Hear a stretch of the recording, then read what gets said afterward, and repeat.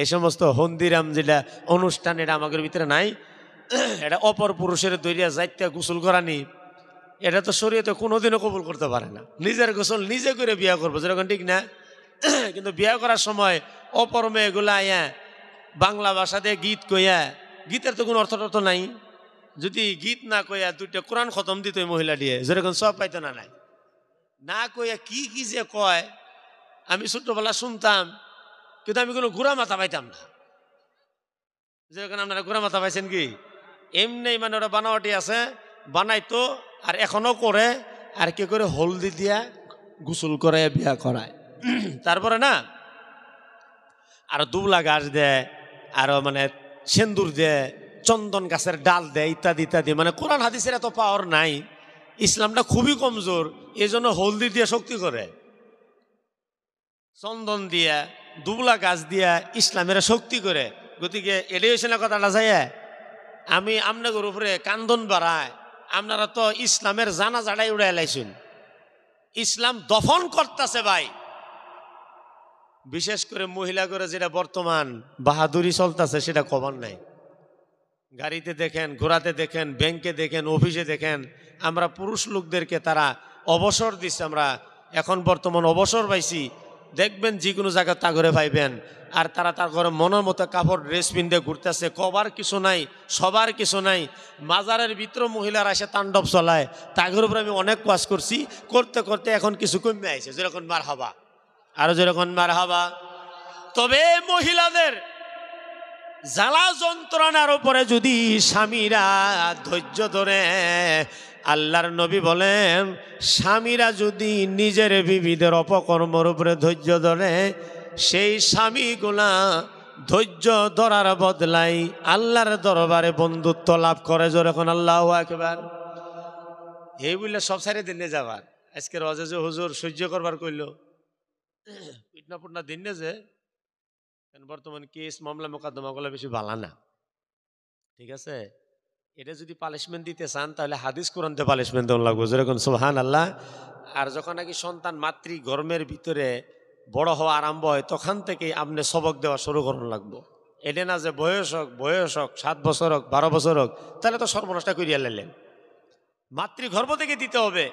একটা পীরের ঘটনা করে আমি বিদায় হমু, হজরতে আবুল হাসান খরকানি রহমাতুল্লাহ, যেরকম কি কইলাম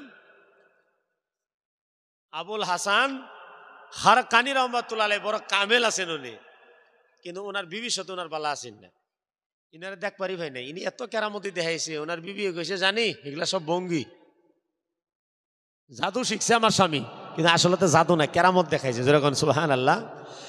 একটি মুরিদ গেছে তিনার বাড়ি, যায়া ডাক দিছে হুজুর বাড়িতে আছেন নাকি? বিবি বাইরে গেছে। কিসের হুজুর টুজুর? এখানে কোনো হুজুর নাই। কই কে? এই বাড়ির বেড়া না হুজুর? এই বেড়ার বেড়া আমি স্বামী, আমি বয়ে জানি না হুজুর, আপনি কই তিনি খবর পেলেন হুজুর? কেন আমি তো বহুদিন আগে মরি দিছি আমাকে হুজুরের কাছে। চিন্তাত পড়ে গেল, এটা কি কথা গো? ইনার তো বহুত চর্চা, ইনাকে বহুত মানুষে মানে, আর বহুত মুরিদান আছে, ইনার বিবির সাথে ইনার মিল নাই, এটা কেমনে কথা হইল? একটু পরেই দেখে আবুল হাসান খরকানি রহমাতুল্লাহ আলাইহি একটা মস্ত মুট্টা হাট্টা গাট্টা বাঘের উপরে সবার হইয়া, মুট্টা লম্বা সাপ একটা দিয়া সাবুক বানাইয়া পিড়াইতে পিড়াইতে বাঘের বাড়ির দিকে আনে, আর পিছনে না একটা খড়ির বুঝাও। আমাকে হুজুর বুঝে আইসে, হ্যালো আমার বাস শেষ হবে, আপনি এসে যান। ঠিক আছে থাকেন, আমি শেষ করব। আবুল হাসান খরকানি রহমাতুল্লাহ আলাইহি এমন কামিল, এমন মুকাম্মিল, বাগেরে বিদাইতেছে, যখন সুবহানাল্লাহ। আর বর্তমান জামানা যেটা পরিস্থিতি চলে গেল, বাঘ তো আমাদের এলাকা তো আসে, যখন আসেন না নাই, বাঘ দেখে আমরা ডরাইছিলাম না বাঘ আমাদের দিকে ডরাইছে, এটা আমি এখনো ফয়সালা করে হারাইনি।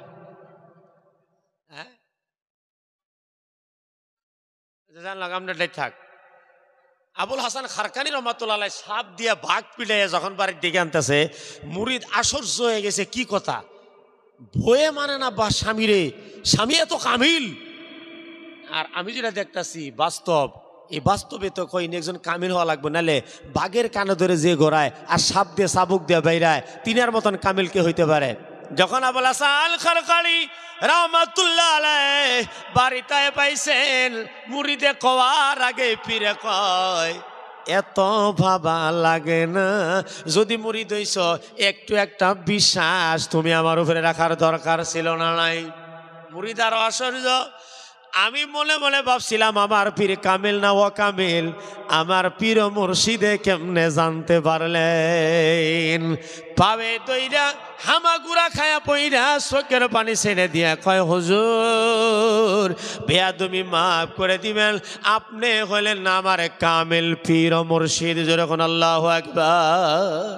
গতিকে যার কাছে বায়াত পড়া হয় না, কমসে কম ওনাকে দিল দিয়ে মন দিয়ে প্রাণ দিয়ে মানতে লাগে। যেরকম সুবহানাল্লাহ। যদি আপনার সন্দেহ শোভা থাকে তাহলে আপনি ফায়েজ বরকত পাবেন না। আর বায়াত হওয়ার টাইমে তো দেখেই নিবেন আমি কার কাছে বায়াত হইতেছি, 4টা শর্ত ওর ভিতরে আছে না নাই? যেরকম আল্লাহু আকবার। আর একটা কথা সতর্ক, এই যে হলদিরামের কথা কইছে না, এর উপরে একটা ঘটনা মনে হয়ে গেছে আমার, বাস 5 মিনিটের ঘটনা, যদি আপনারা শুনেন তাহলে আমি বলে বিদায় নিবার চাই। হ্যাঁ, আরো যেরকম হযরত মূসা আলাইহিস সালামের জামানায় একটা ব্যক্তি আছেন যার দোয়া আল্লাহ কবুল করতো। দোয়া খালি কবুল, দোয়া ধরা আর কবুল হওয়া। হযরত মূসা আলাইহিস সালাম একবার এক জায়গায় যুদ্ধ করবার যাব, যেই জায়গায় যুদ্ধ করবার যাব ওই বেড়ার বিবির ওখানে ইষ্টি আছে, ধরে নেন নিজের বোন আছে বা কেউ আছে।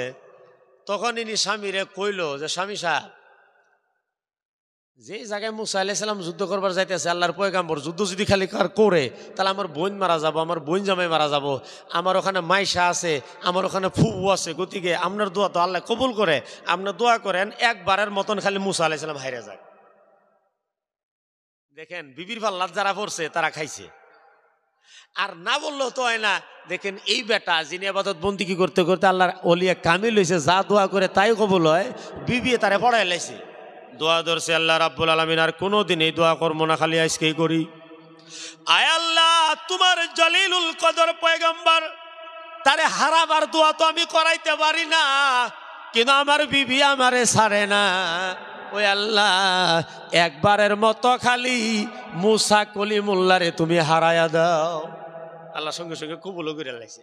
মূসা আলাইহিস সালাম কিছু যুদ্ধ করার জন্য, আজকে রহমি বেলেগ যুদ্ধ করে, যুদ্ধ তো ফায়েজ ওঠে না, যুদ্ধ কামেল হয় না। যুদ্ধ করতে করতে শেষ পর্যায়ে যে মূসা আলাইহিস সালাম হাইরে গেল, হাইরে যে আল্লাহর কাছে দোয়া করলেন, আল্লাহ এটা কি কথা, আমি কলিম তোমার সঙ্গে কথা কই, তুমি আমারে কামেল বানাইছো, তোমার পয়গাম্বর, আর তুমি আমারে বেইজ্জতি করলা।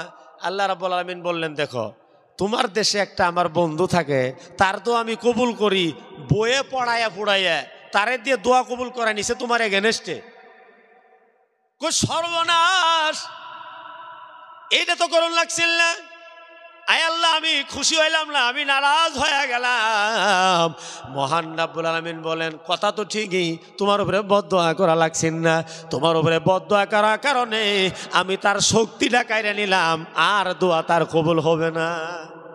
তারপরে দিন থেকে এই যে কুশে কুশে দোয়া করে, তার দোয়া দিয়ে জ্বর সর্দিও ভালো হয় না। বড় বড় সমস্যা দূরের কথা, কানতে কানতে বহুত বছর চলে যায়। তারপরে আল্লাহ একদিন কথা শুনছে, শুনে কয় যে তোমার তো আগের মতন কামেল বানান যাইবই না, কারণ পয়গাম্বরের এগেনস্টে তুমি দোয়া কইরা লাইছিলে। হ্যাঁ, 3টা চান্স দিলাম, 3টা দোয়ারও করবার বাবা, যাও। কিন্তু এই 3টা দোয়াই তোমার যথেষ্ট, এর বাইরে গেল আর না। আয়েশা নিজের বিবিরে কইছে, বিবি কয়েক বছর চলে গেল, জ্বালা গালা খাইলাম, আল্লাহ আবার কথা শুনছে, হ্যাঁ 3টা দোয়া বলে কবুল করব। বিবি আবার চান্স নিছে, বুড়া হয়ে গেছে গা, শরীর খাবার বেড়ে হয়ে গেছে গা, ম্যাচ হয়েছে, মাছতে হয়েছে, দেখতে বেশি ভালো দেখা যায় না। স্বামীরে কইছে, দোয়া তো 3টা, তার মধ্যে একটা দোয়া মারে দিন। কইয়ে বয়ে ফড়ায় ফড়ায় দোয়া একটা নিছে। সেই দোয়াটা কি আছেন জানেন, যে আপনি দোয়া করে দেন আমি যাতে দেখতে শুনতে একটা 18 বছরের যুবতী হয়ে যায়, দেখতে সুন্দর হয়ে যায়। মোনাজাতে হাত উঠাইছে, 3 দোয়ার ভিতরে এক দোয়া, ইয়া রাব্বুল আলামিন আমার বিবি সুন্দর হবার চাই। আল্লাহর দরবারে কবুল হয়ে গেলেন, বিবি দেখতে সুন্দর হয়ে গেল। সুন্দর বউ বাড়ি থেকে গেছে বিজনেস করার জন্য। এলাকার বাদশা সেদিকে যাইতেই দেখে এত সুন্দর বিবি, ওজিরের কইছে এই বউ আমার লাগবো। আগের বাদশারা একটু লুচ্চা টাইপের আছেন তো, দেখেন না এই যে বড় বড় বাদশা যারা লাল কিল্লা লুল কিল্লা বানায় রাখছে, তারা তো এই যে বিয়া করে এই দেশটা শেষ করছে। যেরকম হয় না কথাটা, খালি যদি বিয়া বর পাল্লাত না পড়তো এখন পর্যন্ত তারা থাইকেই যাইতো। এক একজনে 200-300 টাকা করে বিয়া করছে। তা করে দুনিয়ার ভিতরে অন্য কোনো কাম আছে না, খালি বিয়া করা কাম আছে। এই লুচ্চা বাদশার পাল্লাত পড়ে গেছে, এই বইরে নিয়ে চলে গেছে। এখন 2 নম্বর দোয়া, আল্লাহ রাব্বুল আলামিন আমার বউ আমার দোয়া নিয়ে সুন্দর হইয়া বাদশার পালাত পড়ে গেছে, আল্লাহ তুমি তারে কুত্তি বানায়া দাও। 2 নম্বর দোয়া করছে, কুত্তি হয়ে গেছে। এখন কুত্তি যে হইছে হইয়া নিজের বাড়ি থাকলেও কোনো কথা আসিল না, বাদশার বাড়ি থাকলেও কোনো কথা আসিল না। এ কুত্তি আয়া ডেলি রাত করে স্বামীর বাড়ির সামনে কাউ কাউ করে, মানে আফসোস আর কি, হেরে কি হইলো আমি যে কুত্তি হয়ে গেলাম গা। এই কুত্তি ভালা করার নাকি তো আমার স্বামীর দরকার। এমন খো খো করা ধরলো, এই খো খোয়ে ওর চক্কর ঘুম নাই। এখন তো 3 নম্বর দোয়া না করে উপায় নাই। আবার মোলাজাদা দুলাইছে, আল্লাহ ইয়া রাব্বুল আলামিন আমার কুত্তি বউডারে আগের মতন ভালো বউ বানায়া দাও। 3টা পাইছেন আল্লাহর নিয়ামত, আবার কান্দে কুইটা এই 3টা আবার বয়ে খাইলো। এখন আবার এই কুত্তি আগের মতন বউ হইয়া স্বামীর সংসার করে কয় আর জিন্দেগিত বেজাল করবো না। এখন বেজাল না করলে কি, তুমি তো স্বামীর যা আছে সব খায় শেষই করে দিলে। এখন তো আল্লাহর ফলাবেন আর কিছুই দিব না, যেরকম ঠিক না। গতিকে বিবির গুণে কামেল হওয়া যায় আর বিবির গুণে বরবাদ হওয়া যায়। এই যে হলদিরামের উৎসব যা দিছে একদম কঠোর হারাম করে দিলাম, যে সমস্ত মহিলা কাম করবে আর এই বিয়ার মাধ্যমে যে সমস্ত বাচ্চা জন্ম হবে, এই বাচ্চার ভিতরে একটা আদগান আল্লাহর ওলিও জন্ম হবে না, একটা আলেম জন্ম হবো না, একটা হাফিজ জন্ম হবো না। আর যদিও হয় ভাটপাড়ের ভাটপাড় হয়ে যাবে, কয়ে গেলাম। বুঝলেন কথাটা? এই বিয়ার মাধ্যমে যে সন্তানগুলা জন্ম হবে হলদিরাম, তারা হবে বেড়া ঠেলারাম। এই জন্য বিয়াটা শুদ্ধ হন লাগে, একদম সুন্নত মোতাবিক, নবীর সুন্নত মোতাবিক দেওয়ান লাগে। যে বিয়ার ভিতরে ঢোল তবলা বাজনা সরাজ ইত্যাদি কিছুই থাকবো না, খালি হুজুর থাকবো আর কয়েকজন নেককার পরহেজগার মহিলা থাকবো আর নেককার পরহেজগার পুরুষ থাকবো। আর কান্দে কুইটে দোয়া করবো, আল্লাহ আজ থেকে কানেকশন দিলাম কামেল অলি চাই, যেরকম সুবহানাল্লাহ। এখন কামেল অলি জন্ম হবো কি দিয়ে? বিয়ার ভিতরে বালা করে তালাশ করে দেখেন যে 3 দিনের বিয়ার ভিতরে 5টা মিনিটও বালা কামায় নাই, যেরকম ঠিক না। হ্যাঁ 2টা মিনিট খালি গুন্না কাটতে বাইর করুন যায়, যখন ইমাম সাহেবে কাবিল তো হাড়া কইছে, ইমাম সাহেব মজবুর নাককে মুখে গামছা দিয়ে, কারণ ডাইনে মুখে বাইরে মরা যেগুলা কারবার চলতেছে, হুজুর থাকার পরিবেশ নাই, ঠিক না। গাবরু গাবরু মেয়েরা মেকআপিং কইরা কাপড় দড়ি টাইট ফিটিং পিন দেয়, একটা অত বড় হুজুরের সামনেতে যখন যাবে, হযরত আলী করিমের হাদিস যে একবার দেখে আর দেখো না, হ্যাঁ একবার দেখে দেখলাম না, ডাইন মোড়া দিয়ে গেছে একবার দেখে দেখলাম না, বায়ে মোড়া তাকামু, যেরকম আসে না নেন। আচ্ছা ওটাও মানলাম, একবার দেখলে দেখুন লাগে না, সামনের দিকে দেখি, সামনের দিকে আরো মানে এর থেকেও ভয়ঙ্কর, পিছনের দিকে আরো ভয়ঙ্কর, তারপর আরো ভয়ঙ্কর, হুজুরে ঠেললে ধাক্কাইয়ে এক দিকে করে লাইতেছে, পরে হুজুর উভয় না ভাই বিয়ার তনে ভাগ্যা রাতের 12:30 পারি বেশি, যেরকম হয়েছে না। এই বিয়ার মাধ্যমে কি গৌসুল আজম জন্ম হওয়ার আশা করুন যায়, খাজা বাবা জন্ম হওয়ার আশা করা যায়? গতিকে কামেল যত শেষ হইতেছে, ওর মতন কোন কামেল আরো জন্ম হয়েছে, যেরকম হয়েছে বাবা তুমি যদি আউলিয়া রহমতুল্লাহ পরে দ্বিতীয় কোনো তুমি যদি জন্ম হয়েছে, হুজুর আব্দুল গনি ইন্তেকাল করার পরে দ্বিতীয় কোনো হুজুর আব্দুল গনি জন্ম হয়েছে, রাঙামাটি হুজুরে যাওয়ার পরে দ্বিতীয় কোনো রাঙামাটি হুজুর জন্ম হয়েছে, যেরকম হয়েছে নাকি। এক সে এক ভয়ঙ্কর চেহারাওয়ালা সন্তান আবার জন্ম হইতেছে, যেরকম না নাই। এর কারণ নাকি এত ভয়ঙ্কর সুরতলা সন্তান জন্ম না হয়ে যদি একটা অলি জন্ম হইতো, এটা তো সম্ভব আছে, কিন্তু হয় না। তার কারণটা কি? জন্ম হয়েই এখনো চুল টুল বালাকে জ্বালাই নাই, ওই ছোট্ট ছোট চুলের ভিতরে কাটিং করে আলায়। 2 বছর 1.5 বছর ট্যাব্বা টুব এখনো বয়সী হয় নাই, নাফিতে আঙ্গায় নিয়ে উপরে বহাইয়া তারা কাটিং করে, যেরকম করে না নাই। আর ভাঙ্গা ভাঙা ভাষা দিয়ে আমার থলমান খানা তো কলম ঠিকলে।